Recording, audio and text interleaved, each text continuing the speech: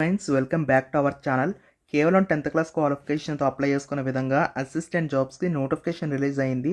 Complete details అనేవి చూద్దాము. అర్హతలు ఏంటి, వయసు ఏంటి, సెలక్షన్ ఎలా చేస్తారు, important dates, A to Z details చూద్దాము. వీడియోని అయితే లైక్ చేయండి, మీ ఫ్రెండ్స్కి షేర్ చేయండి, సో దట్ హెల్ప్ఫుల్ అయితే అవుతుంది. వాళ్ళు కూడా మీతో పాటు అప్లికేషన్స్ అనేవి పెట్టుకుంటారు. ఇక జాబ్ డీటెయిల్స్ విషయానికి వచ్చినట్లయితే కనుక చూడండి, ఇక్కడ మనకు గవర్నమెంట్ ఆఫ్ ఇండియా కింద పనిచేస్తున్న కేంద్ర ప్రభుత్వ సంస్థ యూజీసీ డిఐఏ నుంచి అయితే మనకు నోటిఫికేషన్ అయితే రావడం అయితే జరిగింది. సో ఇందులో చూసుకున్నట్లయితే మనకు మన ఏపీ వాళ్ళు, తెలంగాణ వాళ్ళు కూడా అప్లై చేసుకుని ఎలిజిబిలిటీ ఉంది కాబట్టి యూటిలైజ్ చేసుకుంటే మంచిది. ఇందులో భాగంగా మనకు అసిస్టెంట్ జాబ్స్ అయితే రిలీజ్ చేయడం జరిగింది. అసిస్టెంట్ 2, అసిస్టెంట్ 1, క్లర్క్ ఇలాంటి జాబ్స్ అయితే రిలీజ్ చేశారు. ల్యాబ్ అటెండెంట్ అనే జాబ్స్ కూడా మనకు రిలీజ్ చేయడం జరిగింది. మరి ల్యాబ్ అటెండెంట్ అనే జాబ్స్కి సంబంధించిన డీటెయిల్స్ చూసుకున్నట్లయితే కనీసం మీకు 8th క్లాస్ క్వాలిఫికేషన్ ఉండాలి, బట్ ఎక్స్పీరియన్స్ అడుగుతున్నారు. ఒకవేళ మీకు ఎక్స్పీరియన్స్ ఉంటే యూటిలైజ్ చేసుకోండి. 25 ఇయర్స్ వరకు కూడా అప్ టు మీకు ఇక్కడ ఏజ్ లిమిట్ అయితే ఇచ్చారు. 18 to 25 ఉంటే కనుక అప్లై చేసుకోండి. లెవెల్ 1 ప్రకారం జీతాలు అయితే ఉంటాయి.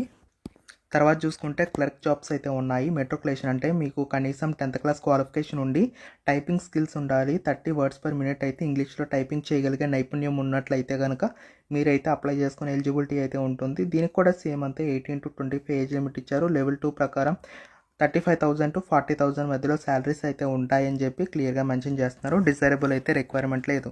తర్వాత అసిస్టెంట్ జాబ్స్ అయితే ఉన్నాయి. అసిస్టెంట్ 1 అనే జాబ్స్కి సంబంధించి మనకు 12th పాస్ అయిన వాళ్ళు అయితే అప్లై చేసుకోవచ్చు అనమాట. బట్ ఎక్స్పీరియన్స్ అడుగుతున్నారు, ఉంటే అప్లై చేసుకోండి, లేకపోతే లేదు.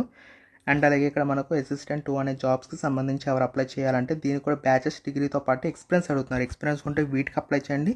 ఎక్స్పీరియన్స్ లేకపోతే కనుక మనకు క్లర్క్ జాబ్స్కి అయితే అప్లై చేసుకోండి. 10th లెవెల్లో ఉన్నాయి. ఓకేనా. సో వీటికి సంబంధించి ఫీజు చూసుకుంటే 500 రూపీస్ ఫీజు అయితే ఉంటుందని చెప్పి చెప్తున్నారు.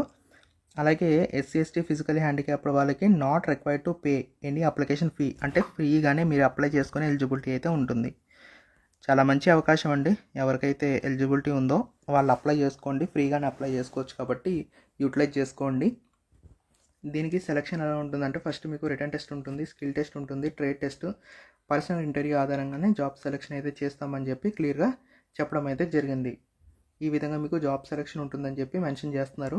మీరు అప్లికేషన్స్ పెట్టుకోవాలంటే ఇక్కడ మనకు ఫామ్ ఇచ్చారు, ఎలా అప్లై చేసుకోవాలి ఏంటి అని చెప్పి. ఇంపార్టెంట్ డేట్స్ ఏంటంటే కనుక మనకు February 16 నుంచి March 6 వరకు మీరు అప్లై చేయొచ్చు. హార్డ్ కాపీ విషయానికి వచ్చినట్లయితే March 13 వరకు మీరైతే పంపించాలి. అంటే ఫస్ట్ మీరు ఆన్లైన్లో అప్లై చేస్తారు. అప్లికేషన్ ఫామ్ ఏదైతే మీరు ఆన్లైన్లో అప్లై చేసిన తర్వాత వస్తుందో అది ఒక ఎన్వలప్ కవర్లో పెట్టేసి application for the post of అని ఏ పోస్ట్కి అప్లై చేస్తారో ఆ పోస్ట్కి, ఓకేనా, ఆ పోస్ట్ నేమ్ క్లర్క్ అని చెప్పేసి ఈ విధంగా రాసేసి మీరు వాళ్ళకి ఇచ్చిన అడ్రస్కి సబ్మిట్ చేయాలి. సో ఆ అడ్రస్ డీటెయిల్స్ ఇవన్నీ కూడా నోటిఫికేషన్లో క్లియర్గానే ఇచ్చారు. సో ఒకసారి చెక్ చేసుకొని మీరైతే దానికి సబ్మిట్ చేస్తే సరిపోతుందండి.